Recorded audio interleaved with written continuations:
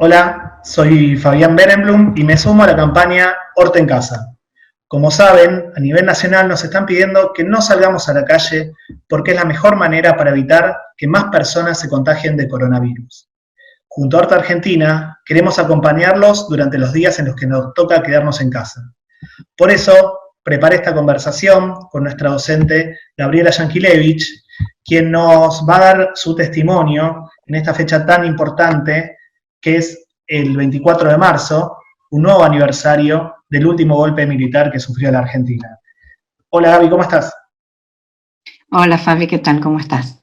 Gracias por este contacto y quería comenzar preguntándote qué familiares han desaparecido de tu vida en aquella época.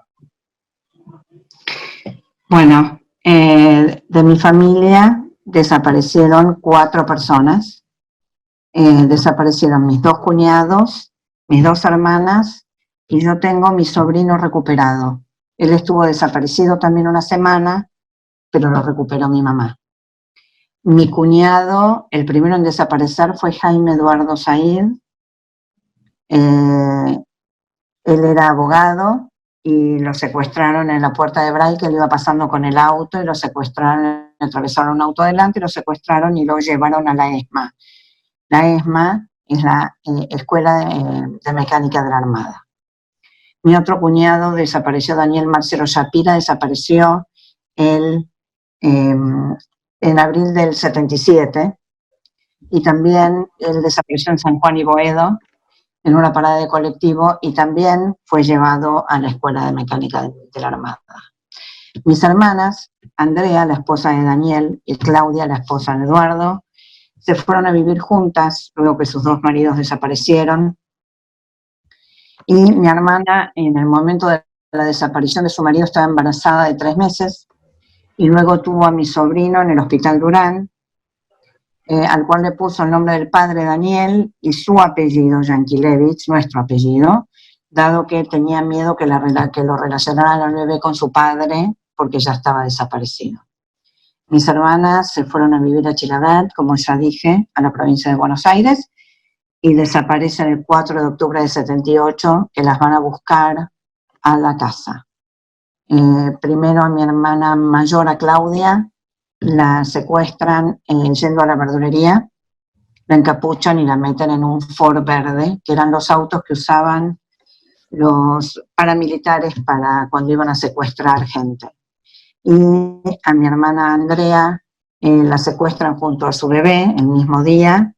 Una persona vino a avisarle que a mi hermana la estaban secuestrando, ella quiso escaparse con el bebé, la secuestraron en la puerta de su casa, a ella la encapuchan y la meten en un Ford Falcon y al bebé lo meten en el baúl del auto. Esos son los 4 y en ese momento 5 desaparecidos en mi familia. Mi familia se conformaba por mi mamá, yo, mis 2 hermanas y mi sobrino, y quedamos en ese momento mi mamá y yo.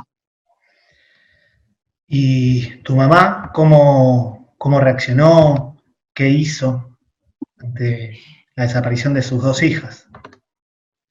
Mi mamá al principio no sabía qué pensar. Nosotros sabíamos que mis hermanas estaban bien porque se comunicaban por teléfono conmigo y con ella.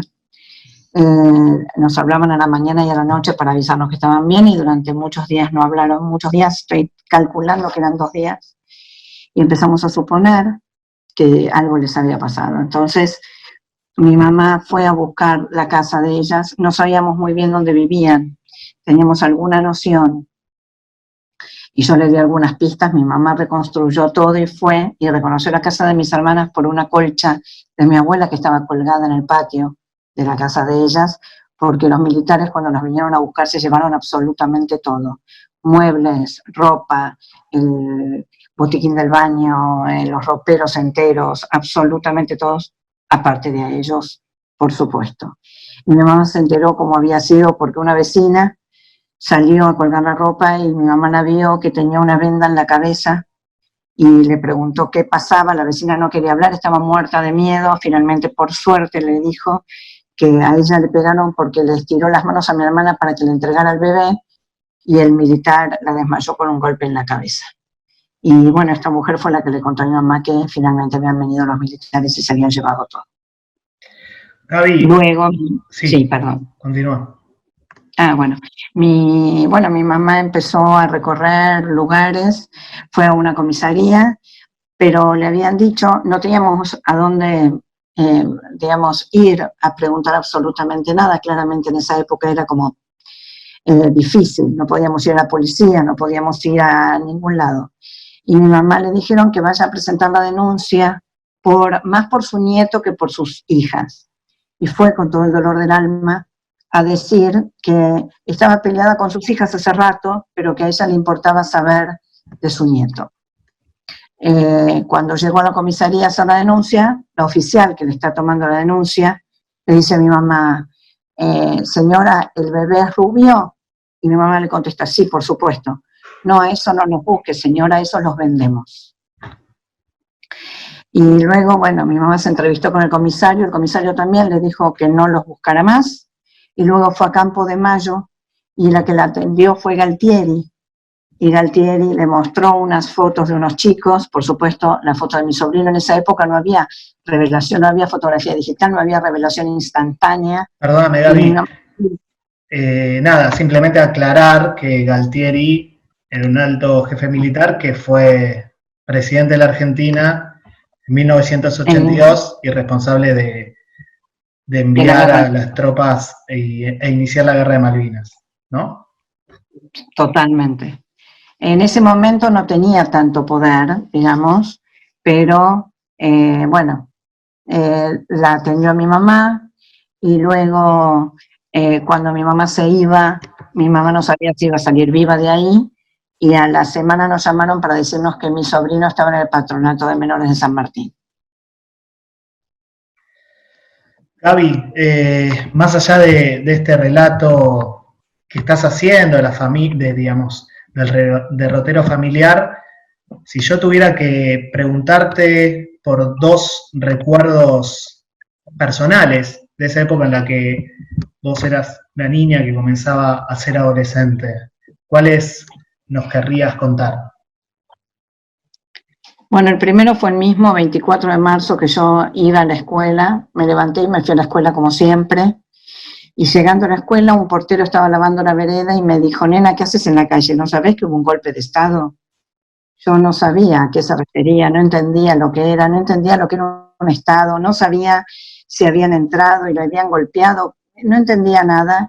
Lo único que me alegró mucho fue que llegué a mi escuela y estaba cerrada, era una escuela estatal, pública, y estaba cerrada, entonces volví a mi casa muy contenta, y cuando llegué se me fue toda la alegría, porque estaban mis hermanas y mi mamá viendo el comunicado número 1 de la Junta Militar, famoso, avisando que habían tomado el poder por la fuerza, y ahí estaban mis hermanas y mi mamá llorando frente al televisor, como suponiendo o anticipando lo que se venía. Ese es uno de mis primeros recuerdos y uno de los cuales no puedo borrar. Y el otro no es un recuerdo particular, es algo de la sensación que se sentía del miedo cuando se te acercaba un patrullero, del miedo cuando pasaba un Ford Falcon verde cerca tuyo y estabas rogando por Dios que no frenara, el miedo cuando estabas en el cine y decían documentos y si no lo levantabas con la suficiente premura eran capaces de llevarte, igual, aunque lo tuvieras también eran capaces de llevarte, y rogando que no me llevaran a mí. Era el miedo generalizado que se vivía, era como naturalizado, era como naturalizar una cosa tan antinatural como tener absoluto miedo de salir a la calle y no saber qué es lo que te podía pasar. Esos son los dos recuerdos que me cruzan todo el tiempo. Y finalmente, Gaby, sabemos que has dado testimonios no solo en nuestra escuela, en otras instituciones educativas, formales y no formales. ¿Qué querrías transmitirle a nuestros estudiantes? ¿Qué sería lo más importante en esta fecha tan particular? Bueno, esta fecha también es particular por las condiciones en las que se está viviendo. Lo bueno es que en esta fecha nos estamos comunicando. estamos cada uno cuidándonos, estamos, digamos, adentro de nuestras casas primero y estamos por elección y para cuidarnos, cosa que en esa época el cuidado no existía y la comunicación tampoco.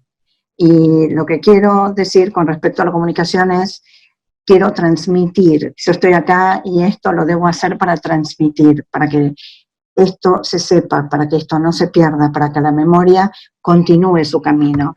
A los chicos les diría que ellos son el futuro. Ya las abuelas están muriendo, las madres también, quedamos pocos familiares, y esos son el futuro, ellos son los que tienen que transmitir y que tienen que tener memoria. Había una frase muy terrible en la época del gobierno militar, en la época de la dictadura cívico-militar, que era el silencio de salud. No, eso no es verdad. El silencio nunca es salud. Siempre hay que hablar, siempre hay que comunicar, siempre hay que transmitir. Entonces les diría, chicos, vayan, pregúntenle a sus abuelos, a sus padres, qué estaban haciendo esa fecha, si habían nacido, si no habían nacido, qué saben sus abuelos. Y saben que siempre pregunten, aunque no sea con respecto a este tema, sean curiosos. Hagan lo que yo en la época de la dictadura no pude hacer, preguntar, hablar, comunicarme y transmitir. Ese es la posta que les dejo a ustedes. Transmitan y nunca pierdan la memoria. Está bueno esto que señalabas, bueno, todo el testimonio, pero en esta fecha tan particular, no solamente por el aniversario, sino por las condiciones en las que nos toca vivir y en las que tenemos que estar muy, como decías vos, comunicados, muy hermanados en esta batalla, en esta situación particular, como te decía antes, que nos tiene a todos en casa, que debemos seguir en casa y que la comunidad en general, las acciones comunitarias son las que nos van a llevar a un buen puerto. Así es, totalmente, siempre, siempre en comunidad y siempre hermanados. Gaby, muchas gracias por este testimonio. No, a ustedes por la oportunidad de darlo. Siempre que me dan oportunidad, siempre estoy dispuesta porque es lo que debo ser y lo que debo hacer. Un beso, los quiero mucho. Nosotros también. Chao, Gaby.